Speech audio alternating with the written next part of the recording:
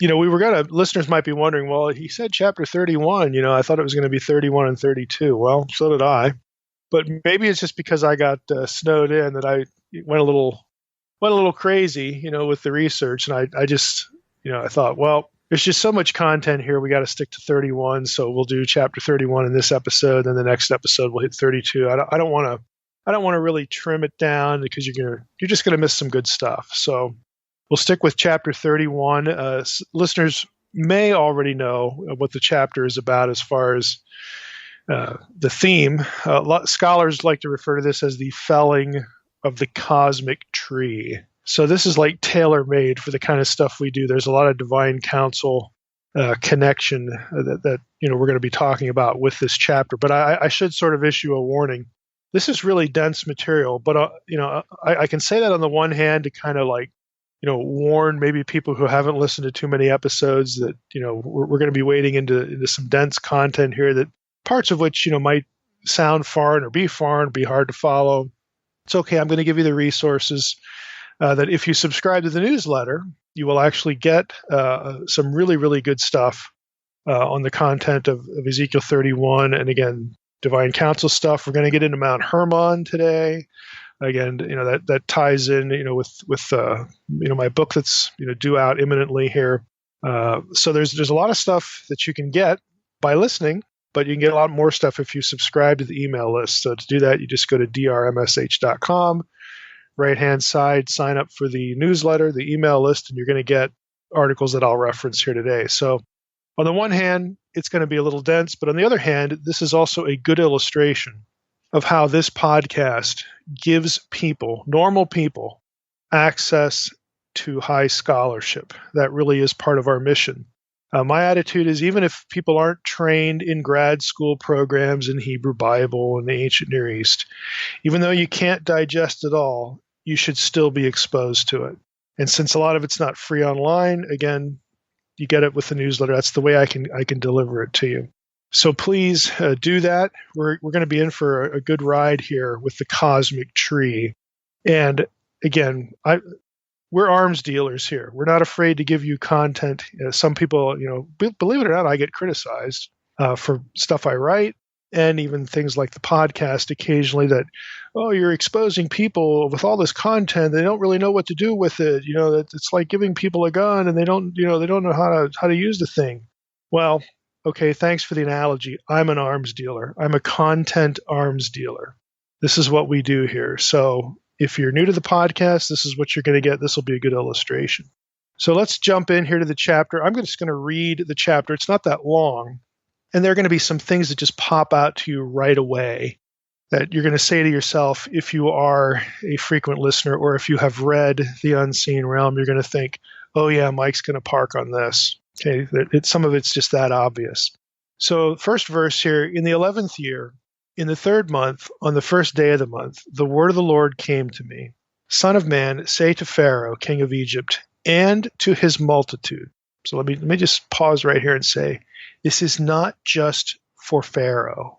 We're going to come back to that point in a moment. But son of man, say to Pharaoh, king of Egypt, and to his multitude, the Egyptians, whom are you like in your greatness? Behold, Assyria was a cedar in Lebanon, with beautiful branches and forest shade and of towering height, its top among the clouds. The waters nourished it, the deep made it grow tall, making its rivers flow around the place of its planting, sending forth its streams to all the trees of the field. So it towered high above all the trees of the field. Its boughs grew large, and its branches long, from abundant water in its shoots. All the birds of the heavens made their nests in its boughs. Under its branches all the beasts of the field gave birth to their young, and under its shadow lived all great nations. It was beautiful in its greatness, in the length of its branches, for its roots went down to abundant waters. The cedars in the garden of God could not rival it, nor the fir trees equal its boughs. Neither were the plane trees like its branches. No tree in the garden of God was its equal in beauty. I made it beautiful in the mass of its branches, and all the trees of Eden envied it. that were in the garden of God. Therefore, thus says the Lord God, this is verse 10, because it towered high and set its top among the clouds, and its heart was proud because of its height, I will give it into the hand of a mighty one of the nations. He shall surely deal with it as its wickedness deserves. I have cast it out. Foreigners, the most ruthless of nations, have cut it down and left it. On the mountains and in all the valleys its branches have fallen, and its boughs have been broken in all the ravines of the land, and all the peoples of the earth have gone away from its shadow and left it.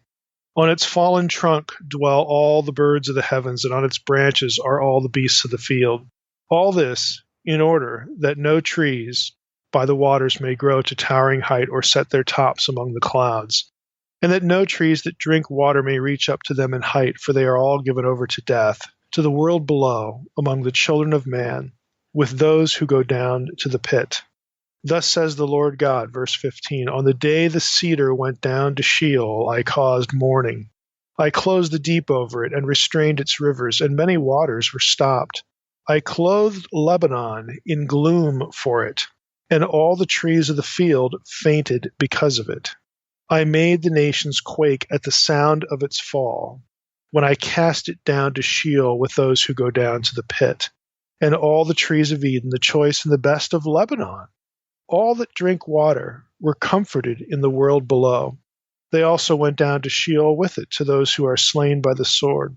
Yes, those who were its arm, who lived under its shadow among the nations. Whom are you thus like in glory and in greatness among the trees of Eden? You shall be brought down with the trees of Eden to the world below. You shall lie among the uncircumcised with those who are slain by the sword. This is Pharaoh and all his multitude, declares the Lord God. That's the end of the chapter. That's Ezekiel 31. Now, there's just a lot of places that we could drill down here, but I just want to draw your attention to a few things, and then we're going to get into something that's a lot wider thematically. This is, like other chapters in Ezekiel, like Ezekiel 28, okay? The writer is describing not just Pharaoh here, but the whole nation of Egypt, the Egyptian empire, the might of Egypt, casting them by analogy to something. And he actually, brings Assyria into it. So it's before the Egyptian empire, before they were a big deal. Again, try to think historically now to Ezekiel's time period. Before the Egyptians were a serious factor in this part of the world, again, in relation to the people of God. And this is really during the monarchy, we'll say. Who were the big enemies to the Israelite monarchy? Well, it was the Assyrians. Okay, we've talked about the Assyrians before in the podcast, in the book of Ezekiel. Again, the Klingons of the Old Testament. They were feared for lots of legitimate reasons, but historically, their power faded, and Egypt became the big stick on the block. But here we have in this chapter, and we've had other indications in the oracles against the nations in the two earlier chapters, that Egypt's time is going to fade, and they're going to be dealt with by the new power in the area that God is going to use to judge his own people and Egypt, and that is Babylon. So, we have a reference here to the prophet addressing the Egyptians and saying, hey, remember Assyria? Remember how awesome they were? Remember how powerful they were? He actually compares Assyria, again, to this tree. And again, using an analogy, and of course the point is, well, what precisely is the analogy? What is he comparing Assyria to that would make sense to the hearer, again, to someone from ancient Israel who would read this later on? They're going to know what Assyria was about, but what's the other point of analogy? Now, clearly it has something to do with Eden, because Assyria is being compared to this magnificent tree, again, what scholars are going to call the cosmic tree, the world tree. We'll get into that concept in a moment. Assyria is being compared to it, and God's telling the Egyptians, look, hey, they were just great, but they fell. Assyria fell because of their hubris. I judged them, again, because of their arrogance. And I'm going to judge you for the same reason. So we're getting sort of a comparison with Assyria. That's the guts of the warning here. And the prophet is using, he's describing their downfall, the mighty Assyrians that everyone was afraid of. He describes their downfall in this cosmic tree thing going on, this, and he links it to Eden, this Edenic analogy, again, whatever it is. And he wants the Pharaoh and the Egyptians to listen to this because their fate is going to be the same. If Assyria was judged, who do you think you guys are? Okay, I'm going to bring somebody along to judge you. And of course, we know from other parts, of the Old Testament, other parts of the prophets, that Babylon's going to get judged too. We don't get that in the book of Ezekiel because in the book of Ezekiel, the Babylonians are God's instrument of justice against the nations and to judge his own people. But for instance, a book like Habakkuk, this is what the book of Habakkuk is about. Habakkuk says, hey, what about the Babylonians? They're worse than we are. I mean, they're just awful. Aren't you going to judge them too? And God says, yeah, I'll get to them. Okay. So we get that in the Old Testament, but here we are in Ezekiel 1. And so we need to start thinking about what the chapter actually says. Who are the points of analogy? It's not just one guy. It's not just Pharaoh. And I'm bringing that up because there are a lot of scholars, just like in Ezekiel 28, that will read Ezekiel 31 and say, oh, just like, Ezekiel compared, the king of Tyre, the prince of Tyre, the king of Tyre to Adam, and said, hey, Adam fell, and you're going to fall too. So now we get Ezekiel telling Pharaoh that you're going to fall just like, believe it or not, Adam. You say, well, we just read the whole chapter. Where's Adam in there? Yeah, he's not in here. But scholars put him there because of the reference to Eden, and they put him there because of what they do in Ezekiel 28 to get Adam into the text. Now, we talked about that in a previous episode. If you haven't listened to that episode yet, I recommend doing that. But they're going to treat Ezekiel 31 the same way. And from the get-go, the very beginning of the chapters just tells you that that's misguided because he says, Son of man, say to Pharaoh, king of Egypt, and to his multitude. This is not about Pharaoh. This is about the Egyptian empire. And that's why it's being compared to the Assyrian Empire. So right away, if you're looking at this passage thinking this is about Pharaoh, and the right analogy for Pharaoh would be a guy in Eden. Well, the only guy in Eden was Adam. You're already down the wrong path, just from the get-go. But that's where a lot of people are. Now, I want to go back and unpack a lot of this, and you're going to see how problematic this is. And I also hope you see how cool what actually is going on is, what the point of analogy is, what's the other side of the analogy. Questions like, well, why even bring Eden into the discussion? And when you do, why are you associating Eden with Lebanon? Okay, Lebanon, again, if you're familiar with your biblical geography, Lebanon is going to be to the north. Again, there we go already with the cosmic north idea. If you've read Unseen Realm, this is going to be familiar territory. But we've got Lebanon in the north. This is, again, we know where Lebanon is in modern times in the Middle East. Well, it's the same, same place, same country, so to speak. But you have Lebanon to the north. There's going to be a mountain range there, actually a couple of them. Lebanon is going to be known for its cedar forests, and that's part of this chapter. But then it gets lumped in with Eden, and you think, what in the world is Ezekiel doing? Why is he comparing Eden, the garden of God, with Lebanon? Because if we go read Genesis and the four rivers there of Eden, that's just nowhere, that's Tigris and Euphrates. That is nowhere near Lebanon. What is he doing? Okay, it's about the cosmic abode of God, or the cosmic abode of the gods. Okay, that whole cosmic mountain concept you're going to have in your head to be able to track with this. So hopefully you've read Unseen Realm. Hopefully, again, you've listened to the previous episode in Ezekiel 28, because we're going to draw on things in both of those. But it's really, really cool. There's going to be sort of a content surprise or two that we're going to hit on today. So let's go back to the passage we have there. Son of man, say to Pharaoh, king of Egypt, to his multitude, who are you like in your greatness? Like, who do you think you are? Behold, Assyria was a cedar in Lebanon. Well, the Assyrian Empire wasn't in Lebanon. And why would you compare it to a cedar?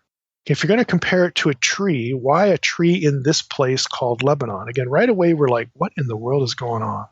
And then you get this whole description. Did you notice how frequently in the description of this Lebanon place, okay, we get references to forestry and we get references to a well-watered place. Verse 3, forest shade, beautiful branches. He's talking about this tree, the great cedar in Lebanon. Verse 4, the waters nourished it. The deep, and guess what the word is there? Tehom, okay?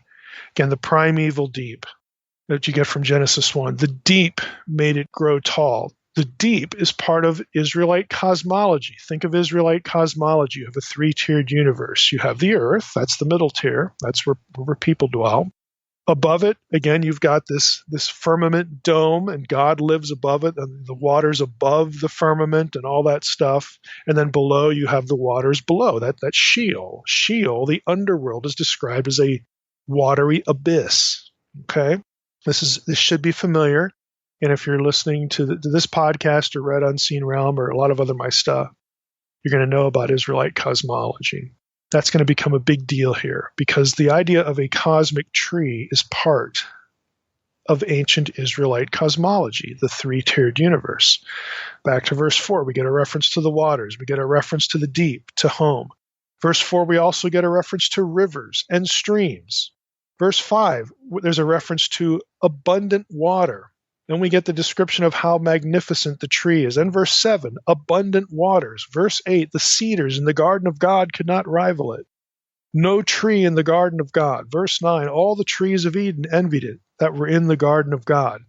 Again, you have abundant references to trees, forests, and a well-watered place. Just store that away for now.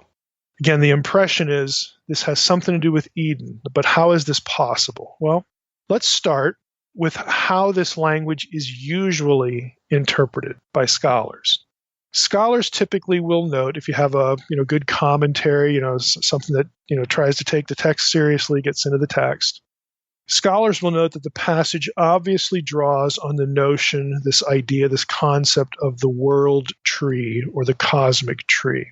Again, you have to conceive of this. It's hard for us because we're modern.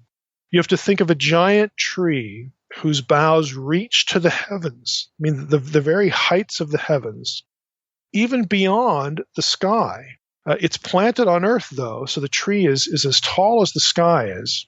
And then its roots descend into Sheol to draw up this water. Again, it's watered by the abyss, by the deep. Okay, so this tree is like a pole or a column that runs right through the earth. And again, if you're thinking about Israelite cosmology, to the Israelite, ancient people, very typical worldview that the earth was a round, flat disk.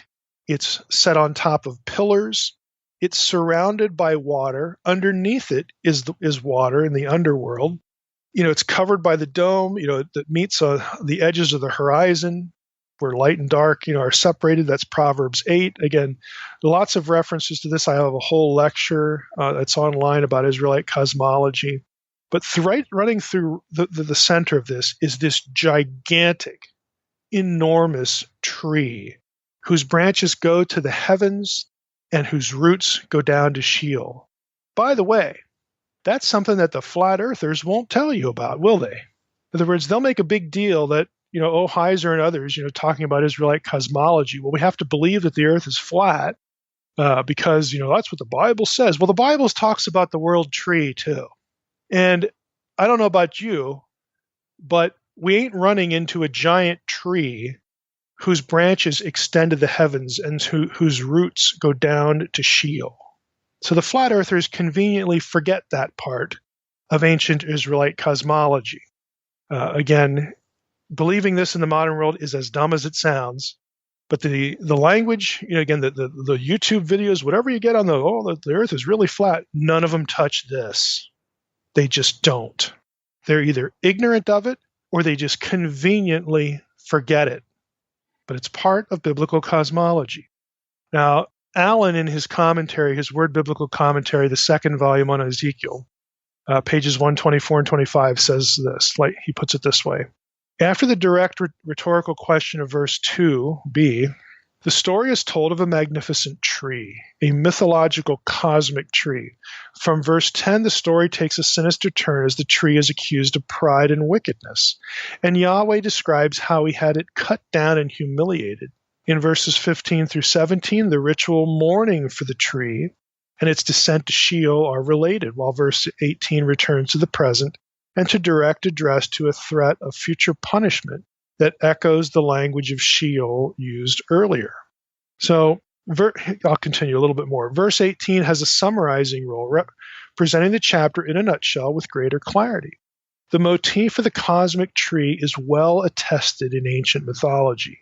It presents the living world as an enormous tree with its roots in the subterranean deep and its top in the clouds, a shelter for every living being. It is a separate motif from that of the tree of life. So we're not talking about the tree of life here. This is something different.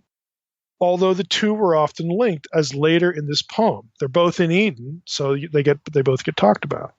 The motif came to greatest prominence in Indian, that's ancient India, and Scandinavian mythology. There is some evidence of it in Sumerian and Mesopotamian literature. Now, there certainly is, and we're going to talk about that as well. And Allen theorizes it must have been from Mesopotamian culture that Ezekiel became aware of it and utilized it for the allegory. End of quote. Now, Bloch says this.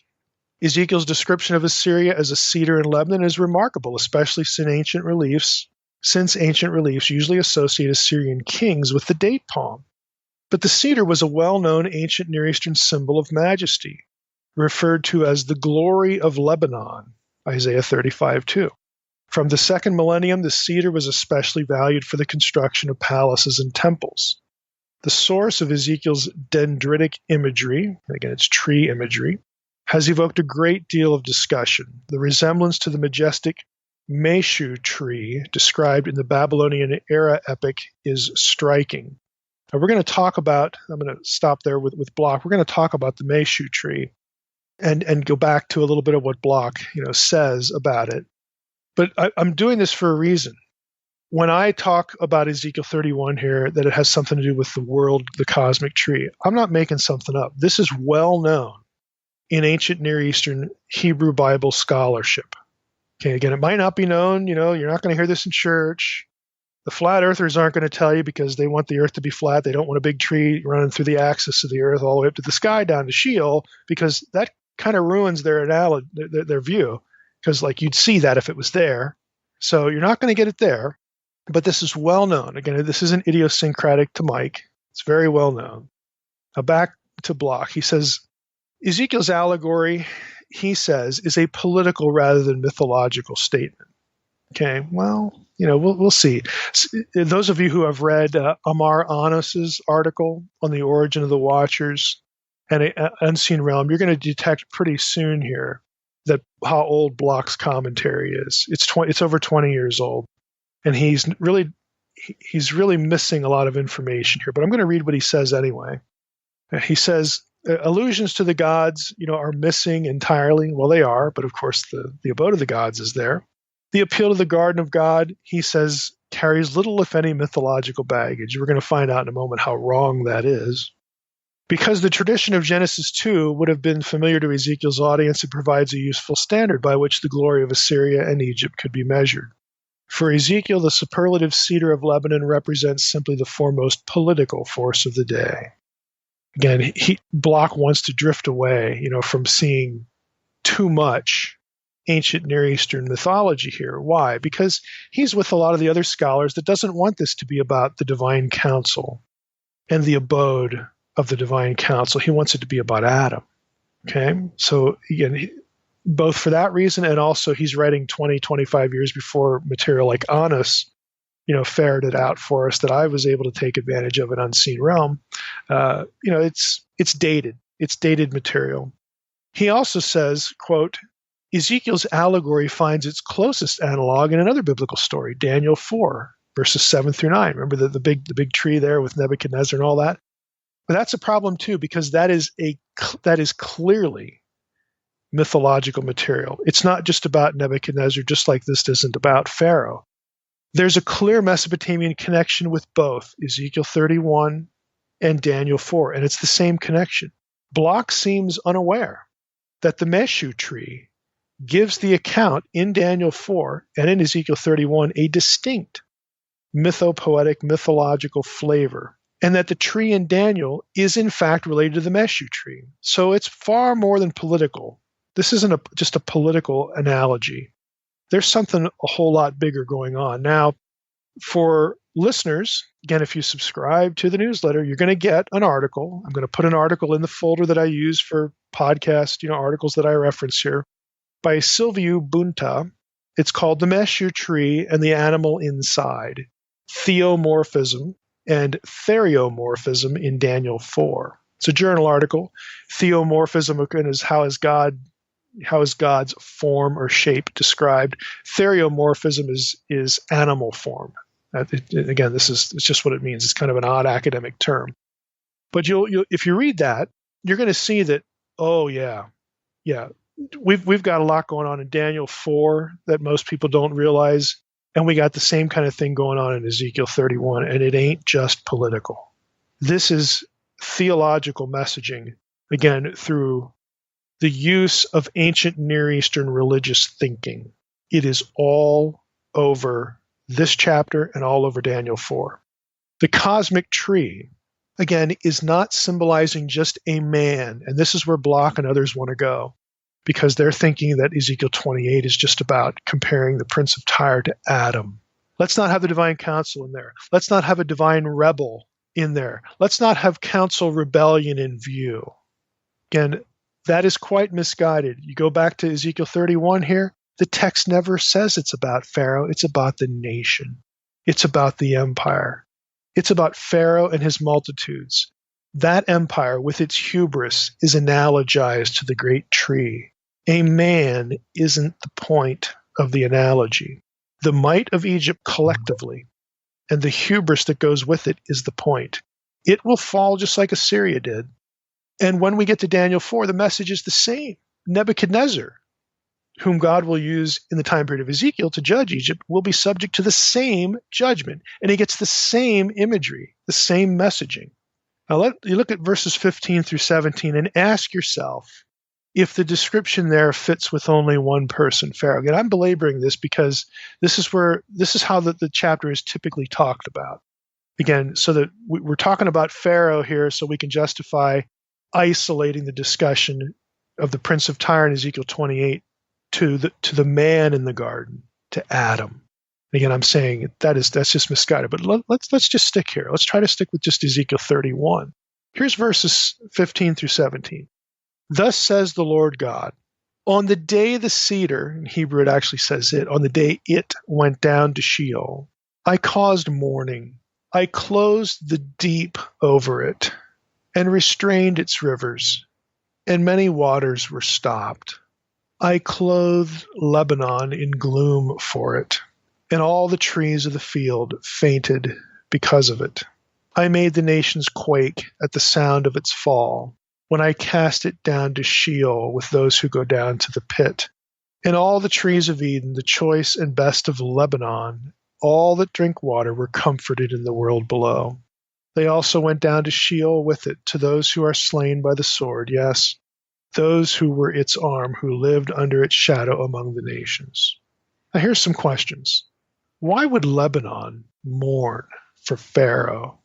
Well, it wouldn't. Well, it's actually mourning for one of its own. Remember, the analogy is about the tree. So Lebanon, the forest in Lebanon, they're not mourning because of a man. They're mourning because of one of their own. The tree, the great tree, has fallen. Now, I'll just telegraph where we're going to go with some of this. The trees here are not representative of people in the garden of God. The trees are representative of divine beings in the abode of God, the headquarters of the divine council. They are mourning. Again, the point of the original rebellion incident, the original problem, the original tragedy, is not the fall of a man. It's disloyalty in the council. Lebanon would not mourn for a man. The divine council would not mourn for the man, because God's going to redeem the man. They will mourn for one of their own. Okay? They mourn for the great tree who has fallen. It's another question. Did Adam get cast down to Sheol, to the pit? Did Adam, quote, lie with the uncircumcised, which is Old Testament language for being buried, going to the realm of the dead with people who are not the people of God, the Gentiles, the uncircumcised, and not your family? Is that what happened to Adam? Or was Adam redeemed? This does not fit Adam, is the point. It doesn't fit it in any way, shape, or form, but you will have scholars consistently try to make this about the man in the garden. It is not about the man. What about the line comforted? The other trees, comforted by the great tree's trip to Sheol. Well, the verb here in Hebrew is in the niphal stem, and it can also be translated, they were filled with regret. Very common translation for this lemma in the niphal. And I would suggest to you that makes a great deal of sense, and that the ESV has sort of missed an opportunity here to have the passage make sense. Again, every translation has its problems. It's not a crime, just an observation. But the other trees, they're mourning for one of their own, and they are filled with regret. The other trees of Eden joined in this lament. Maybe the point is that this great tree and others like it, okay? Maybe when we bring Assyria into the picture, maybe we have other divine rebels. Remember the gods over the nations? The gods assigned, allotted to the nations, Deuteronomy 32. Again, if you're new to the podcast, I can't go over all this information for you. You have to read Unseen Realm or watch the videos, on the podcast site. Start here. This is why they're there. Remember the gods who were allotted to the nations? They become corrupt. They fall.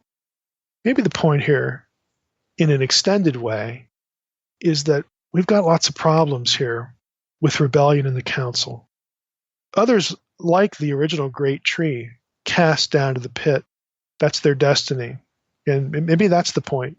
Some of these trees, again, were originally loyal. They were originally part of the forest in Lebanon. They were originally part of the council. And it's not just the great tree that ends up in Sheol, but there are others that end up in Sheol. Others that will go down to the pit. And there's regret. Now, again, just to belabor the point, it's just not about the man in the garden.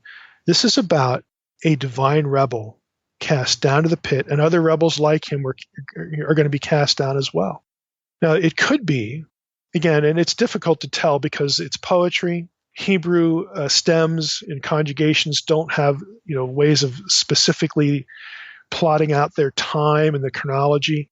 This might be the only place that I know of where you could suggest that when the great tree fell, okay, the original divine rebel, Genesis 3, he's the Nakash, Isaiah 14, it's Hillel ben Shakar, the shining one, the son of the dawn. When they go bad, others went bad with them. And we don't have a reference here to a third of the trees. We don't have a third of the angels and all that stuff. But it's possible, I'm not convinced of it, but it's possible that there may have been more than one. Again, if we press the analogy to that level, as opposed to others proleptically. Look at Ezekiel's writing in the 6th century BC. What happened at Babel is long history. Okay, the gods are a lot of the nations and they go bad. Okay, that could very easily, and I think it is, a reference to what's going on here. But you could press the analogy to make the other point. The point is that this is not about a man in Eden. This is about the forest itself, the members of the divine council. One of them falls and they mourn. Okay, so the original ancient point of the analogy is divine rebellion. Again, we saw this in Ezekiel 28. Now, that article I referenced, Bunta, about the meshu tree, he confuses this point as well. And I want to say something about him for those of you who will read that article. He wants the meshu tree material to be about Adam. And you say, well, how in the world does that work? Well, we're definitely dealing with a divine council in the context, just like Isaiah 14, Ezekiel 28, Genesis 3. There's a man in Eden. Okay, we obviously can't deny that. There's a man in Eden. But I am denying that this story is about his fall, because he doesn't go to Sheol. He's not unredeemed. He doesn't, lie with the uncircumcised. None of this stuff fits. But nevertheless, Bunta and others, would say they still want to look at this as Adam. Now, Ezekiel 31 shares obvious elements with Isaiah 14, these references to Sheol. Taylor writes this: the use of a cedar of Lebanon as an allegory for a mighty nation is no new thing. Ezekiel used the same idea in chapter 17, and other echoes of the language in this chapter may be found in chapter 19, chapter 26, chapter 28. Isaiah's description of the descent of the king of Babylon into Sheol has distinct similarities. Isaiah 14. And Daniel's description of Nebuchadnezzar's dream uses much the same imagery. Daniel 4. Right? Yeah, that's all true, but ask yourself the question, or just make the observation. There's no way to get Adam in Isaiah 14. It's not like Ezekiel 28 when you can appeal to the Septuagint and you can just put him there because of what a translation does with difficult Hebrew. You can't do that in Isaiah 14, and you can't do that in Daniel 4 either. The only way to view all of these chapters that have shared imagery between all of them, the only way that they can all be consistent in the same way is to opt for a divine rebellion being at the heart of the imagery. The awfulness and the pinnacle of unthinkableness of such hubris that one among the council would go astray. If you look at all of the passages through that lens, not just, you pull one out, you pull another one out and say it's about a man. If you look at all of them that way, they are consistent with each other. And again, that's what I'm suggesting here. Now, Bunta, back to him, he'll latch on to the phrase, the description of the Meshu tree as the flesh of the gods. This tree was the flesh of the gods. The stuff from which an insignia, a symbol of the gods is made, which of course, sounds like idolatry. And that's the way it's treated in Mesopotamian stuff. People take the wood from the Meshu tree and they make an idol. Okay? Well, here's the reasoning. Here's how Bunta and others think this is about Adam.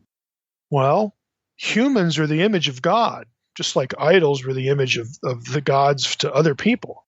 So therefore, the analogy of the Meshu tree must be to the man, to the human, to Adam. Okay, we have some problems. Some problems with that too. The Meshu tree accounts never have humans as being created in the image of the gods or a single god. The tree is only said to represent the god, whoever that is, and the idol represents that god. So arguing for Adam is to use the metaphor of the ancient Near Eastern material in a way that the metaphor isn't used in that material. The Meshu tree also isn't the tree of life for humans. So you have to wonder, well, why are we connecting it to humans at all?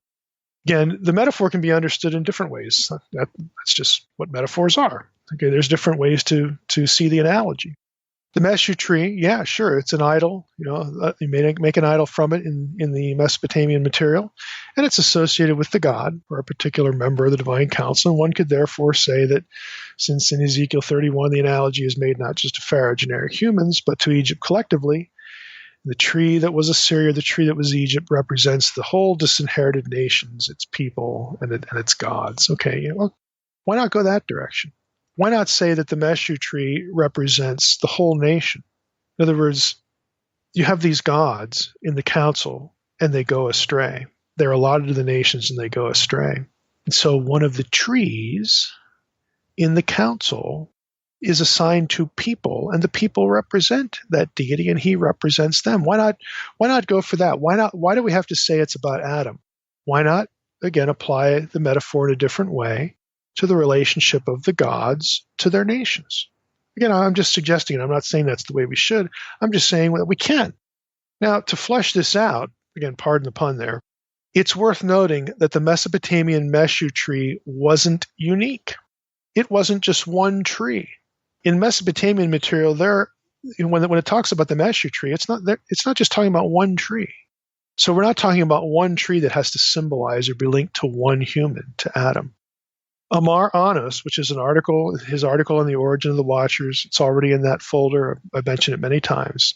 In his article on the origin of the Watchers, he notes on page 310 that, quote, in the Mesopotamian utuku lemnutu incantations, some demons are compared to devastating flood, and the demons spawned by the seed of the sky god Anu scorch the land like daylight. They weaken the huge mess trees, the mesu trees in the forest. Again, these trees are emblematic of the realm of the gods, the council of the gods. There's lots of mesu trees. It's not just one. And my view is that these trees were considered the flesh of the gods, quote unquote, simply because in Mesopotamian thinking, the idols of lots of particular gods would have been made from trees. Okay? In other words, there's no evidence in the Mesopotamian material that the language was about one tree and one guy. And so it's illegitimate for biblical scholars to use the metaphor that way to defend the idea that, oh, we're just talking about Adam here. Again, that is an illegitimate use of the metaphor. The metaphor does not have that element on its own terms, and it ignores lots of other stuff. Again, Adam didn't go to Sheol. He didn't die among the uncircumcised. He didn't go to the pit with the uncircumcised. Adam was redeemed. And if we look at Ezekiel 31, we're going to find out that Egypt, again, they're not going to have the same destiny as Israel. Israel's going to be raised to new life because of the people of God. Again, the analogy just doesn't fit in a lot of ways, the way a lot of scholars want to think about it. So now let's transition now. Okay, Mike, well, we've talked about how it's usually talked about, how the whole tree metaphor, the cosmic tree thing is usually talked about, how scholars want this to be talking about one guy, one tree, one guy, so that we can say, oh, Pharaoh is being compared to Adam, just like the Prince of Tyre was being compared to Adam. And all this nonsense about these chapters are about rebellion in the divine council, and how that those two chapters, Ezekiel 28, Ezekiel 31, how they fit with Isaiah 14. Yeah, we know that the language is the same. We know that the metaphor is the same. Don't bother us with those details, Mike. Okay, this is about Adam. All these things are about Adam, because God forbid that we say that Isaiah 14, Ezekiel 28, and now Ezekiel 31 has any relationship to Genesis 3. Oh, we don't want to say that. Again, if you're curious as to, well, why would scholars resist that? Go back and listen to the episode on Ezekiel 28. And what I'm saying is, yeah, that is what's going on. These chapters are related. The metaphors are the same. The language is the same. And the reference point is the same. It is not about Adam. It is not about a man in the garden. It is about a divine rebel. That's what all of these things are about. And to be consistent, that's the way we need to treat all of them, not just one when we think it makes us comfortable for whatever other reason in our theology or in our scholarship. Okay, so you say all that and you say, well, okay, Mike, what's going on here? You haven't answered the questions you raised. Why the reference to Lebanon? Why the reference to this cedar forest? We know if we read Genesis 2 that Eden has geography that puts it, the Tigris Euphrates down there by the Persian Gulf. It's hundreds and hundreds and hundreds of miles away from Lebanon. What is going on here? You got to answer that question. You're correct, I do. And at this point, I want to refer listeners, again, subscribers, you'll get this article too, to an article by Edward Lipinski. It's called El's Abode, subtitle, Mythological Traditions Related to Mount Hermon and to the Mountains of Armenia. It's from the journal Orientalia Lovaniense Periodica. It's published in Belgium. Now, I have to give kudos here to Derek Gilbert. Derek and I had a conversation a few weeks ago, and he started talking about Mount Hermon and the Anunnaki and, the Watchers, and it just wasn't clicking with me because I had given him, an article, a couple articles, for his book, and it wasn't clicking. And then I realized a little while later, you know what? I thought he was talking about a different Lipinski article. I have one on the furniture of El and a few other things. And I had to go back to my own archives and find this article. And it's awesome. It's awesome. So if I'd have never had that conversation with Derek, this wouldn't have like gone off in my head, but it did. So, kudos to him, for, waking me up there. Now, this article, like I said, is just amazing. I can't go through the whole thing. It's about 60 pages long. It's a long article. And it's very detailed and it's very dense. So everything I'm going to say here, I'm going to extract from the article a few things. Lipinski goes into mind-numbing detail to establish in various texts, in various languages. He is not making any of it up. Trust me. I mean, go look at the article. You'll find out. You don't have to trust me. Just go look at the article. So here are a few summary points of this, and then we'll tie this into Ezekiel 31, and then that'll be the essence of our episode here. Lipinski starts out. He points out that because the article is about where does El live? Okay, El, Ugaritic El, who was the head, he was the one who fathered all the other gods. He's the highest authority, the high sovereign. Even though Baal, who is his co-regent, gets called the Most High and all that stuff in Ugaritic religion, he still has to get permission from El to do things. And we know in the Hebrew Bible that Yahweh, the God of Israel, gets described with both El epithets and Baal epithets. And that's because the biblical writers want to elevate Yahweh above El and Baal. Both. Ugarit was their next door neighbor. Of course, religiously, Baal had a big influence. El worship had a big influence on the Israelites, and so the prophets will use this material to say, no, Yahweh, Yahweh and this other guy El are two different things here. You need to worship Yahweh and Him alone, and all that stuff. Okay. All of that said, there was a lot of speculation, both in ancient times and in scholarship, about Ugaritic texts talk about El's abode and El's council, where it meets, and all this stuff. Now, we get a description of Baal's. Baal's council is in Saphon, the remote north. But what about El's? Now, up until Lipinski's article, most scholars would have put this location, where is El's mountain, at a place called Afka, Mount Afka, near Kirbet Afka. It's a mountain that's between Byblos and Baalbek. And again, for subscribers, I may put this on because I just made this up, myself. But there's a PDF of a map in the folder for subscribers that you can, as you're listening to the podcast, you can look at the map. But there's again a well-known place here between Byblos and Baalbek that most scholars thought, this was what the ancients thought was the mountain of El, the dwelling place of El. Lipinski points out, though, that, there isn't a single Ugaritic text that names this as the place of El and his council. And besides that, Afka is just a common noun. It's never used as a proper noun. So he says, I'm not convinced. I think there's a better possibility. And that's what his article is about. He writes this: it is likely the Ugaritians located the abode of El somewhere in their own geographical horizon, but rather far from Ugarit, since one Ugaritic text says, and this is text 51 from Cyrus Gordon's Ugaritic textbook, if you want that. It's also KTU 1.4, column 5, 20 through 25.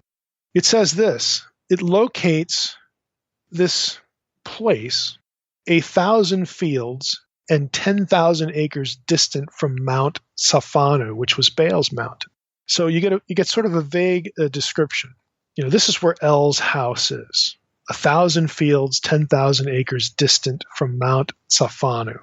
So Lipinski seizes on this and says, let's try a few locations out, and let's look in the Ugaritic texts for maybe some vocabulary that we can figure out where this would have been. So the rest of his article, this is what he's doing. And again, catch your breath here. This is what he says. He is convinced, and his article, I believe, presents a compelling case, that the mountain of El for the Ugaritic people, again, would have been in ancient Armenia, but for the biblical people, for the Israelites, what they associated the Ugaritic stuff, the Ugaritic verbiage here, and their own conception of where El lived, they believed it was Mount Hermon. Lipinski, for example, again, he goes through lots of stuff. He makes this comment. He says, there's an old Babylonian version of the Gilgamesh epic that identifies Hermon and Lebanon with the dwelling of the Anunnaki. Now, the Anunnaki, again, in early Mesopotamian religion, were gods. They were members of the divine council. In later Mesopotamian religion, later texts, they get consigned to the abyss. They become like the lords of hell, okay, if you want to say it that way. But in the old Babylonian text, the story of Gilgamesh, they're just part of the divine council, and the place where they meet is Hermon and Lebanon. The Ugaritic term for Hermon is Sharyan. That is very, very, very, very close to Sirion in Deuteronomy 3:9, Psalm 29:6, and 1 Enoch 13, verse 9. So what Lipinski does is he ties all these threads together and basically says, when we're talking about the forests of Lebanon, when we're talking about the cedars of Lebanon, there are other phrases, cedar mountain as the abode of El. Again, his article goes through all the data, which I don't have time to just spill it out to you. He's suggesting, again, that Mount Hermon was, to these ancients, the dwelling place of the divine council. This is where they met. And it's specifically actually linked to the Anunnaki in this old Babylonian version of Gilgamesh. I'll even read it to you. This is from, if you have Pritchard's Ancient Near Eastern Texts of the Old Testament, the third edition. This is pages 504 and 505. Again, this is the old Babylonian fragment of the Gilgamesh epic. Gilgamesh is talking to Enkidu. And they're in the forest, okay, and they have to confront this monster, Huwawa. It says, Gilgamesh heeded what his friend said. He took the axe in his hand. He drew the sword from his belt, and Gilgamesh struck him, Huwawa, in the neck. This is the guardian monster of the forest. And so they kill Huwawa. He struck the watchman, Huwawa, to the ground. For 2 leagues the cedars resounded. Enkidu killed him with him. And then there's a reference to the forest cedars. Then Enkidu killed the watchman of the forest, with him, and at whose word Sarya, which is the Akkadian word for the Ugaritic term Sharyan and the Hebrew term Sirion, at whose word Sarya, in other words Hermon, Mount Hermon and Lebanon, trembled. All the mountains became, and then there's the text is broken. All the hills became, text is broken. He slew the gap, and then there's a reference to the cedars. Then it says here, he opened up, they pressed on into the forest, and he opened up the secret dwelling of the Anunnaki. Gilgamesh is there cutting down trees, and the forest is referred to as the secret dwelling of the Anunnaki. Again, without getting into too much detail, because it's tough to translate this to a podcast, Lipinski's article demonstrates that these terms that you run across in these ancient texts, Sharyan, Sirion, a reference to a cedar forest, a cedar mountain. Again, they point to Mount Hermon as being the dwelling place of El's council. And it makes sense, because that's where you have a cedar forest. And not only that, Lipinski goes on for 2 or 3 pages talking about how well-watered it is geographically. El's abode in Ugaritic text described as a well-watered garden. Okay, you have the watering motif there, you have the garden motif, you've got the cedars, you've got all this stuff. So again, why the connection with Eden? Because Eden was the cosmic mountain. It was the dwelling place of Yahweh. It was the place where the divine council met to listen to Yahweh and figure out, hey, what's on the task list for today? It's where humans are created to be part of the council, and then to overspread the earth and make the rest of the earth like Eden. The cosmic mountain, the dwelling place of God. This is why Eden, we talked about it in Ezekiel 28. I've talked about an unseen realm. This is why Eden can be talked about as a garden and as a mountain in Ezekiel 28. Okay, it's just where God lives. That's all that the terminology means. It's where God lives, and where God lives, that's where he does business. And where he does business, the council is. Well, one of those biblical descriptions, we have Eden, we have Zion, we have Sinai, and we have Lebanon. Okay, there are references in the Psalms to this. Psalm 42, or we have Psalm 48 that, about the dwelling place of Yahweh, being the heights of the north, the Baal's mountain. But you also get it with references to Tabor and Hermon, again, being, associated with Yahweh. Psalm 42, 6 and 7. Catch the language here. The psalmist says, "My soul is cast down within me. Therefore I remember you from the land of Jordan and from Hermon, from Mount Mizar. Deep calls to deep at the roar of your waterfalls. All your breakers and your waves have gone over me." Again, Hermon, well-watered. It's a forest. Again, there's another, they're just, again, I can't really, bring all the references together. And that's why I'm giving you the reading material. But these places are cosmic mountains. These are places associated with where God conducts business. Now, to wrap up here, because I know the episode's getting a little long, but to wrap up, I want to take you back to Amar Anas's article, because he actually discusses a number of these themes, and I'll read you a couple of things from Lipinski as well. And just listen to how this language about Hermon and Lebanon makes sense in the context of the divine council and the watchers and the gods of the count. All these ideas again that to listeners of this podcast should be familiar. We'll start with Lipinski here on page 40. He says, according to the Midrash Rabbah on Genesis 33, the cavern of Pan, the cavern of Banyas, which of course is on Mount Hermon, was one of the outlets of the deep or the ocean from which came the waters of the flood. A rabbinical tradition identified this with the source of the Jordan, with one of the fountains of the great deep from Genesis 7, 11, and 8:2. In accordance with ancient cosmographical ideas, the outburst of water from the cavern of Banyas, this is Mount Hermon, has thus been conceived as an eruption of the subterranean ocean on which the earth was believed to rest. On the other hand, the Testament of Levi 2, verse 7, that's a pseudepigraphical text, locates above Mount Hermon a great sea hanging there, which is a celestial ocean. Again, remember in the Hebrew Bible, God dwells above the firmament, above the waters above the firmament. Page 41. The passage, Psalm 42 and others, and in the Ugaritic text that have two oceans, the double deep, deep calls to deep, the Tehom calling to the Tehom. These passages have the subterranean source of the fountains, springs, and rivers that come out of the earth, and the celestial reservoir from whence comes the rain.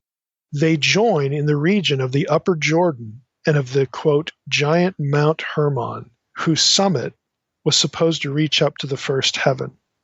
The two oceans are personified and represented as calling aloud to one another through the Tsinorim, through the water tunnels in 2 Samuel 5:8. And they are connected, again, according to Jewish thinking, inside the mountain, and they burst out from the cave of Banyas. This could suggest to localize El's abode in the midst of Mount Hermon, since he was supposed to live at the sources of the rivers, the midst of the springs of the two deeps, the double deep. Anas says this: there are more reminiscences of the Mesopotamian origin of all this, the backdrop, in other versions of the angelic descent myth. Now we're talking about the Watchers. That the Watchers descended to earth with a good intent is in background also in the Aramaic fragment 4Q530, which belongs to the Book of the Giants. Again, some of the Dead Sea Scroll texts, some of the portions of Enoch disagree over whether their intent was good or not. But he says, in this text, in this Aramaic fragment, it contains in a broken context the reference to the Watchers as gardeners at work, nurturing and protecting the trees, which connects the Watchers prior to their apostasy. What they were doing. They were the gods. They were the sons of God. They were these divine beings there to help take care of Eden, take care of the divine abode. This reference to gardeners is to be compared to Jubilees 5:6, where God sent the angels to earth, and further specifies the reason, in order to instruct human beings and to act with justice and righteousness upon the earth. But of course they go corrupt. According to Jubilees, only after the Watchers' arrival and sojourn among human beings were they corrupted and led astray by the irresistible beauty of mortal women. The statement in the Qumran fragment that the gardeners were watering may be an allusion to the initial good work, the good mission of the Watchers. But then they go corrupt. On another page, 304 Annas, he says, in an old Babylonian fragment, so he's talking about the same one Lipinski is, an old Babylonian fragment of the Gilgamesh epic, the Cedar Mountain is identified as Hermon in Lebanon. An interesting coincidence of identity. The association of the Watcher's sons with a cedar forest in the Damascus document from Qumran says that they were tall as cedar trees and they had bodies like mountains. And this is a Dead Sea Scroll. Another one. The account of the flood, this is Annas 309, 310. The account of the flood and its results in the Era epic again invites a comparison with Jewish lore about the Watchers and the giants. In the Qumran fragment 4Q530, which mentions the Watchers as gardeners, there's also a reference to destructive water and fire abruptly doing away with all the flourishing vegetation in the garden under the Watchers' care. The gardeners in this symbolic dream refers to the Watchers and the trees to the giants. Another Qumran fragment, which is probably a textual witness to the same dream, mentions a garden and a tree with 3 shoots, which apparently survives the flood. The image serves as a symbol for the preservation of Noah and his 3 sons. This narrative refers to the Watchers' original mission as culture bringers. Remember that phrase of the Apkalu? If you've read Unseen Realm, you know what we're talking about. When you read Reversing Hermon, you'll know it even more. The Watchers, who were the original culture bringers, had turned to evil, and the final result was their destruction by the flood. Again, all these ideas, here's the point. Ezekiel had access to all this stuff, or scribes in Babylon who edited the book of Ezekiel into the form we have had access to all this stuff. These ideas, in Israelite hands, describe a primeval forest, that is the dwelling place of God. Just like in other texts, the language of a garden is used, or the language of a mountain is used. Here we have the primeval forest of the divine council, the well-watered garden abode, the mountain abode of God, also known as Eden, also known as the cosmic mountain. Hermon and the forests right next to Hermon are easy matches for all of these things. The perspective, again, that unites all of this. Just think about what we're doing here. We have Ezekiel 28, references Eden as a garden and a mountain. And we have a divine rebellion in there. That's the point of the analogy. We have Isaiah 14, which shares language from Ezekiel 28, that the divine rebel gets sent to the abyss, gets cast down to Sheol, cast down to Eretz, the earth, which is another word for Sheol. The council loses one of its members. We have Ezekiel 31 that describes the same thing, but now we get the element of that the great tree has fallen and the other trees mourn. And frankly, it's not over, because there are going to be other trees, other members of this council, who are also going to be cast down and take up residence in Sheol, in the underworld. All of these things, Ezekiel 28, Ezekiel 31, Isaiah 14, and Genesis 3, utilize the same metaphors, the same point of analogy of a divine rebel, not the man, not Adam. Inserting Adam into all this actually messes up the coherence of all the data. Without him, the mosaic of ideas comes together really, really nicely. Now, that may irritate some who don't want their demonology moved beyond a snake in a garden, and they don't want to hear about a divine council, much less a rebellion in the divine council. But folks, I don't write the stuff. I just try to do some work to understand it and get you to material to help you understand it.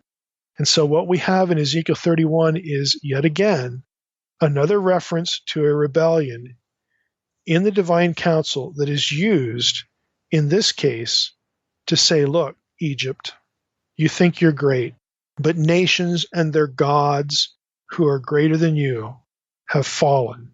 And to reinforce that point, I'm going to draw on the story of a wonderful being in a wonderful place, right there with his comrades in the divine council on Hermon, right there.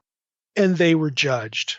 As mighty as these gods, these divine beings were, they're better than humans, as mighty as they were, when rebellion against the will of God, against the high God, the most high God, when rebellion against him happens, it will be dealt with.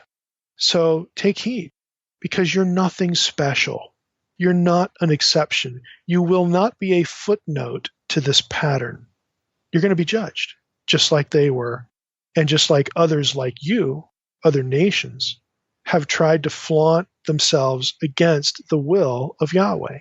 It's going to be terminated. You're going to be history. Mike,